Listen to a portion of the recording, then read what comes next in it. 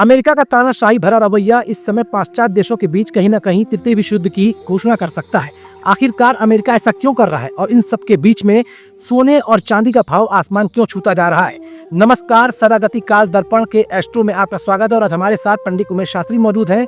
सदागति काल दर्पण एस्ट्रो के ये संस्थापक हैं। इनसे जानेंगे ग्रहों की ऐसी कौन सी युति बन रही है जिसके जरिए ये सब संभावनाएं प्रबल होती नजर आ रही हैं। गुरुजी, आपका बहुत बहुत स्वागत है। जो आज का विषय है, सबसे बड़ी बात है कि अमेरिका लगातार तानाशाही रवैया अपना रहा है। ऐसी कौन सी ग्रहों की युति है जिसके जरिए विश्व युद्ध की संभावनाएं बन रही हैं, जहां एक तरफ रूस और आपका अमेरिका एक दूसरे के सामने खड़े हैं, तो रूस के सपोर्ट में भी कई देश अब आ चुके हैं। ऐसी कौन सी स्थितियां हैं जिसकी वजह से कहीं ना कहीं युद्ध की संभावना नजर आ रही है, जिसके चलते सोने का भाव और चांदी का भाव आगे बढ़ रहा है? देखिए, ग्रहों के आधार पर देखा जाए तो 2026 में राजा बृहस्पति हैं और मंगल मंत्री हैं। तो ग्रहों के आधार पर देखा जाए, जो ग्रहों का योग है ऐसे प्रतीत होता है, क्योंकि सोना का कारक जो ग्रह माना गया है वो बृहस्पति को माना गया है। उसके साथ साथ जो है सोना और चांदी का भाव बढ़ना ये ग्रहों के आधार पे ही देखा जाता है। तो जब बृहस्पति आने वाले समय में, बृहस्पति राजा हैं और बृहस्पति लगभग अप्रैल मई 1 जून से उच्च के होंगे कुंडली में, और आज के समय जो है मंगल उच्च के हैं, सूर्य और शुक्र के साथ विराजमान है। तो इसके आधार पे से कहा जा सकता है कि सोना और चांदी का भाव ग्रहों के आधार पर देखा जाए उसका भाव और ज़्यादा बढ़ने का योग बन रहा है। उसके साथ साथ ये देखा जाए तो युद्ध का जो स्थिति है, हमने आपको पहले ही बता दिया था कि आने वाले समय में हमने ये भविष्यवाणी मार्च सन 2025 में ही कर दिया था, 25 में कर दिया था कि ग्रहों का योग जो है ये तृतीय विश्व युद्ध की तरफ ले जा सकता है। गुरुजी, खास 2026 जब शुरुआत हुआ तो लोगों का मानना था कि 2026 एक अच्छी शुरुआत लेके आएगा, लेकिन अमेरिका ने जो एक कदम आगे बढ़ाया है, तो क्या ऐसे कौन से ग्रहों की चाल थी जिसकी वजह से शुरुआत ही एक तरीके से देखा जाए तो युद्ध की तरफ बढ़ रही 2026 का जो योग है वो 3 संख्या का योग है। 3 संख्या का स्वामी जो है खुद बृहस्पति होते हैं।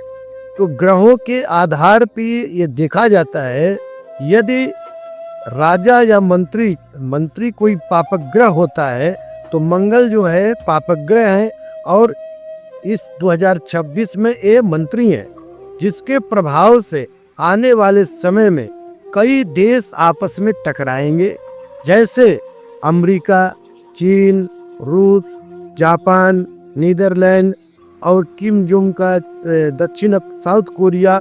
उसके साथ साथ जो है जो वेदुल्ला और अपना ईरान, इराक, इसमें आपसी टकराव और ज्यादा बढ़ सकता। भारत की क्या स्थिति रहने वाली गुरुजी? देखिए, भारत का क्या स्टैंड रहेगा ग्रहों की युति के आधार पर अगर देखा जाए तो भारत का जो योग है, भारत एकदम शांति बना के रखेगा और भारत सभी का सपोर्ट करेगा। ग्रहों के आधार पर ऐसे देखा जा सकता है, क्योंकि भारत किसी भी तरह युद्ध के मूड में नहीं दिखेगा। आपको गुरुजी, जैसे कि युद्ध पे चर्चा हुई, एक बात आपने बताया कि जिस जो मंत्री है इस समय, मतलब पाप ग्रह मंगल को आप बता रहे हैं जो इसका कारक बन रहा है युद्ध का, इसी युद्ध से अगर दूसरी कड़ी जोड़ा जाए तो जो शेयर मार्केट में जो फॉरेक्स ट्रेडिंग का काम कर रहे हैं उनको तो काफी अच्छा फायदा महसूस हो रहा है, क्योंकि सोने का भाव बढ़ता जा रहा है। और जब किसी देश में अस्थिरता का दौर होता है तो सोने का भाव बढ़ता है, लेकिन इस बार सोना और चांदी दोनों ही चरम पर छू रहे हैं। तो क्या लगता है कि जो मिडिल ईयर होगा जून तक, वो समय कैसा रहने वाला है ट्रेडिंग के हिसाब से अगर देखा जाए? देखिए, यदि आप सोने का ट्रेडिंग करना चाहते हैं या आप चांदी का ट्रेडिंग करना चाहते हैं और शेयर मार्केट में इन्वेस्ट करना चाहते हैं, तो आंख बंद करके आप इन्वेस्ट करें। तो अब 2026 तक सोने का भाव गिरने वाला नहीं है।